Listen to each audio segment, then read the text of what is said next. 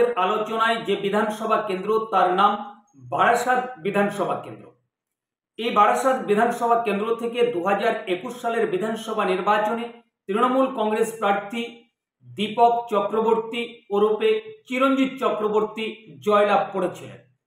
এবার 2026-এর বিধানসভা নির্বাচনে এই বারাসাত আসনটি তৃণমূল কংগ্রেস ধরে রাখতে পারবে নাকি এই বিধানসভা কেন্দ্রে বিজেপি তার জয়ের নিশান ওড়াতে পারে।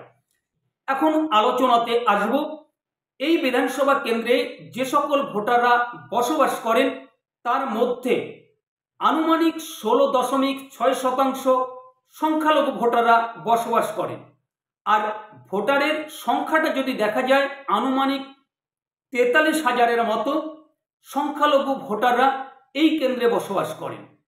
তো আমরা পশ্চিমবঙ্গে শুনে থাকি অনেক রাজনৈতিক বিশেষজ্ঞদের মুখে যে পশ্চিমবঙ্গে যে সকল সংখ্যালঘু ভোটাররা বসবাস করেন তার মধ্যে প্রায় 90% সংখ্যালঘু ভোট তৃণমূল কংগ্রেসের ভোট বাক্সে যায়।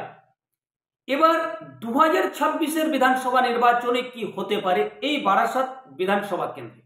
দেখুন, বর্তমান পশ্চিমবঙ্গের বিরোধী দল বিজেপি, আর এই বিজেপির নেতা নেত্রীদের মুখে আমরা যে কথা প্রতিনিয়ত শুনছি, মিটিংয়ে মিছিলে শুনছি, হিন্দু হিন্দু ভাই ভাই, বাটেঙ্গে তো কাটেঙ্গে, এক রহেগা তো সেফ রহেগা।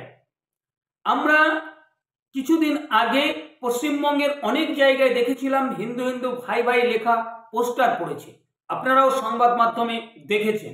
তো বিজেপির নেতা নেত্রীরা সংখ্যাগরিষ্ঠ যে ভোটার পশ্চিমবঙ্গে সেই ভোটকে এককাট্টা করে নিজেদের দিকে আনার চেষ্টা চালিয়ে যাচ্ছেন। সেই জন্য হয়তো এই হিন্দু হিন্দু ভাই ভাই, বাটেঙ্গে তো কাটেঙ্গে এই স্লোগান তাদের মুখে শোনা যাচ্ছে।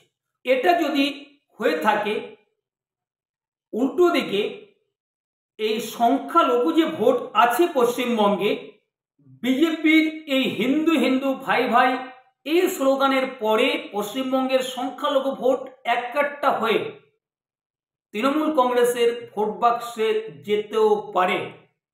তাই কি হতে পারে 2026-এ এই বিধানসভা কেন্দ্রে, আমাদের এই প্রতিবেদন করার আগে